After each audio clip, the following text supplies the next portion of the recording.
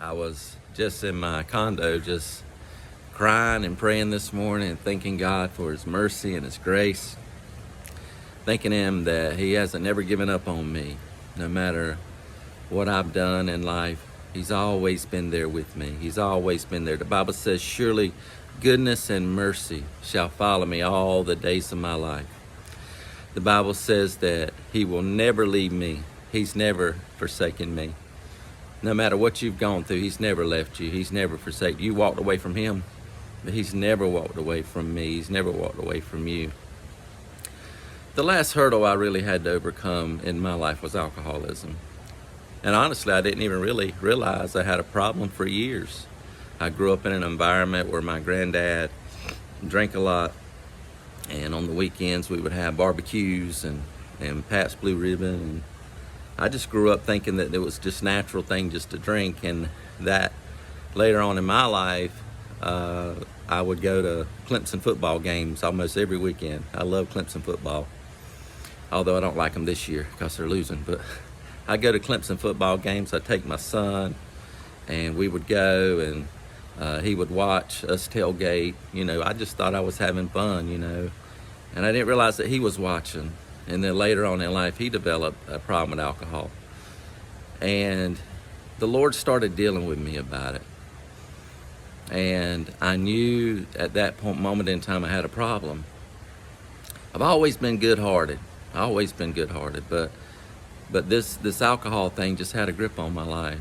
And I knew the Lord had to deliver me from it. And so a preacher that if I told y'all who he was, 99% of y'all would know who this man is. He's very famous. He said one day, what if you were having a glass of alcohol, or you had a buzz, or you were drunk, and somebody called you and they needed you to pray for them? How would that make you feel? And that statement changed my life. Out of all the things that my mom, my friends, everybody telling me I needed to slow down, that statement changed my life.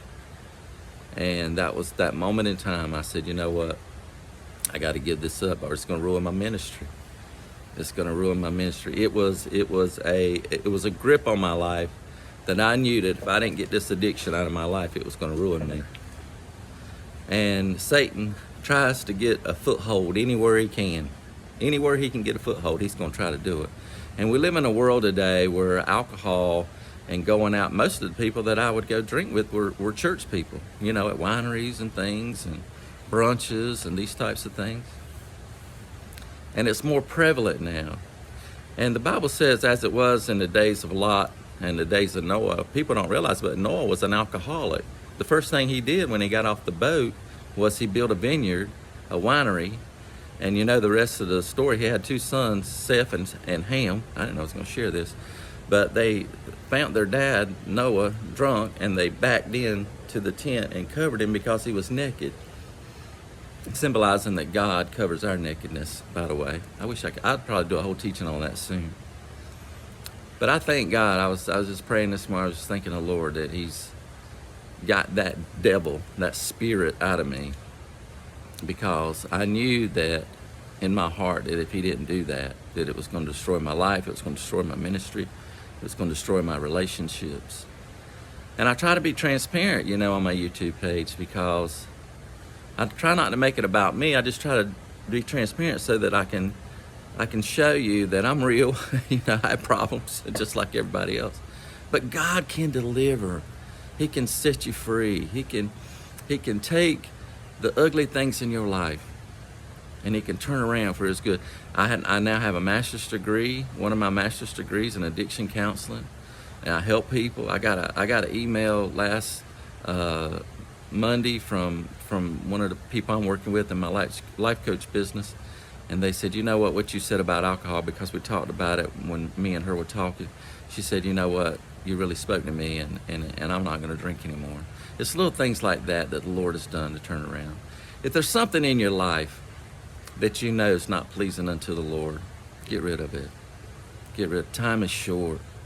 We only have about 3 or 4 more years, 10 at the most. I've been doing this timeline thing where I'm studying the Antichrist. I'm going to be talking a lot more about it in the future, the timeline of the Lord when Israel became a nation and those things. I'm telling you, time is short. And if you got something in your life that is not pleasing unto the Lord, that's holding you back from your ministry, get it out as quick as you can, no matter what it is. I've never done a drug in my life. I've never had an addiction to pornography. I've never had any of that stuff. But I struggled with alcoholism for years, and I'm telling you, I'm glad it's out of my life. It makes me want to throw up to think about what it did to me and how I felt when I'd be hungover. It was sickening. I wish I had all those years back, but I hope my testimony helps you in some way. Just being transparent helps you in some way. Get everything out of your life that's not of God, whatever it is, and be pleasing unto Him. Let Him use you in ways you never dreamed possible, because that's what He desires to do. I love you today. I'm here for you. If you need me, I'm here to pray with you. Email me, believeonemoreday@gmail.com, whatever you need. God bless you. I love you. I'm praying for you. May God's grace and His peace surround you today. In Jesus' mighty name, amen.